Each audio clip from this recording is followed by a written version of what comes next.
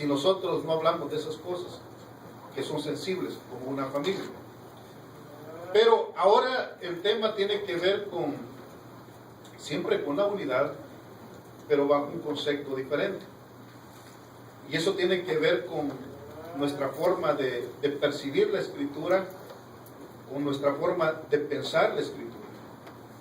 Porque esa es una de las cosas que más daño ha hecho a la Iglesia de Cristo, que muchas veces no estamos guardando la unidad.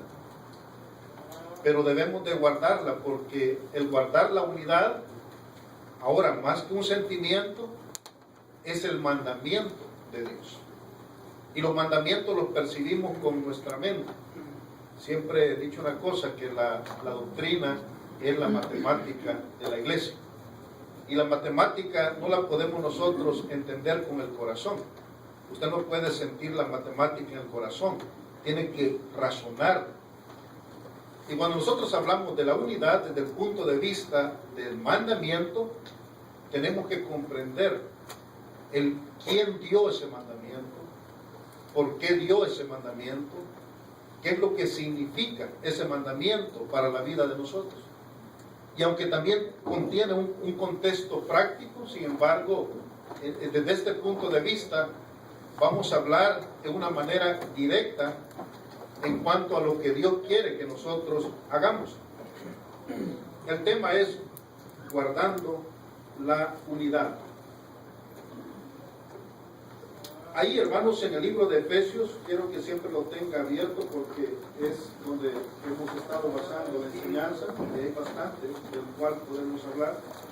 La iglesia del primer siglo necesitaba comprender esto en medio de un mundo en el cual hay bastante diferencias, hay diferencias políticas, tenemos diferencias religiosas, hay diferencias filosóficas, etc.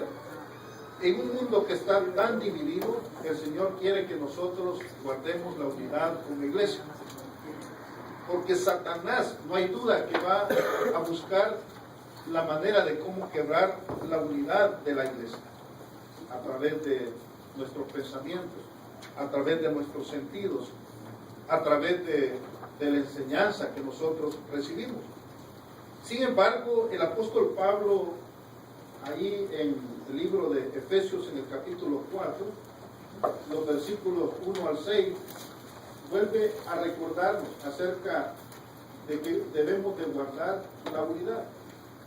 Yo pues preso en el Señor, os ruego, dice Pablo, es uno de los ruegos más maravillosos que yo veo en las Escrituras, que andéis como es digno de la vocación con que fuisteis llamados.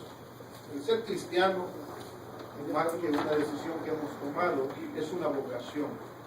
Y las vocaciones debemos de hacerlas porque lo sentimos, porque nosotros tenemos el deber de hacer las cosas bien. Con toda humildad y mansedumbre, soportándoos con paciencia los unos a los otros en amor, solícitos en guardar la unidad del Espíritu en el vínculo de la paz. Los hermanos eligieron este tema porque creo que los hermanos han percibido que se necesita hablar de esto más. Probablemente aquí no hayan divisiones doctrinales en esta área, haya afinidad en cuanto a lo que el Señor quiere que nosotros hagamos, en cuanto al trabajo también. Sin embargo, los hermanos han elegido este tema porque estoy seguro que piensan que lo necesitamos fortalecer. Nadie puede hablar de un tema, nadie puede sugerir un tema si no hay una necesidad, porque entonces las palabras serían dadas al vacío. Necesitamos fortalecer este punto dentro de la iglesia. El guardar la unidad no es un pensamiento, un capricho o alguna idea del hombre, sino que es el deseo de nuestro Señor Jesucristo. Entonces, cuando hablamos nosotros acerca de la unidad, tenemos que verlo bajo la óptica de lo que es un mandamiento. Hemos dicho que hay mandamientos que son directos, es decir, mandamientos que no se prestan para que nosotros demos nuestro punto de vista. Dios dijo que las cosas sean así y así van a ser. Nosotros tenemos que comprender el mensaje de Dios y llevarlo a la práctica. De otra forma estaríamos en contradicción con nuestro Señor. Este realmente es un mandamiento, y es un mandamiento bien importante para el funcionamiento y la vivencia de la Iglesia de Cristo. No es algo opcional. Usted sabe que a veces nosotros tenemos puntos de vista diferentes, como a veces decimos, yo creo. ¿No ha escuchado esa frase? Cuando le pregunta algo usted a algún hermano, dice, yo creo. Nosotros le decimos, hermano, ¿qué piensa usted de tal cosa? Y decimos, yo creo. Es porque nosotros podemos opinar de algo. A veces decimos, yo pienso. Hay hermanos que no se conforman con esas palabras y se incomodan y dicen, no debería decir yo pienso, yo creo. La gente cuando se habla de la doctrina, siempre nosotros decimos, debería decir como el Señor dice que sean las cosas, no como yo creo o como yo pienso, porque al fin y al cabo esas cosas no tienen ninguna validez, son opiniones muy personales. Pero en este caso acerca del mandamiento, hermano, es como el Señor quiere que sea. No puedo decir que yo opino de alguna manera. El Señor quiere que su iglesia mantenga la unidad. No es un criterio personal.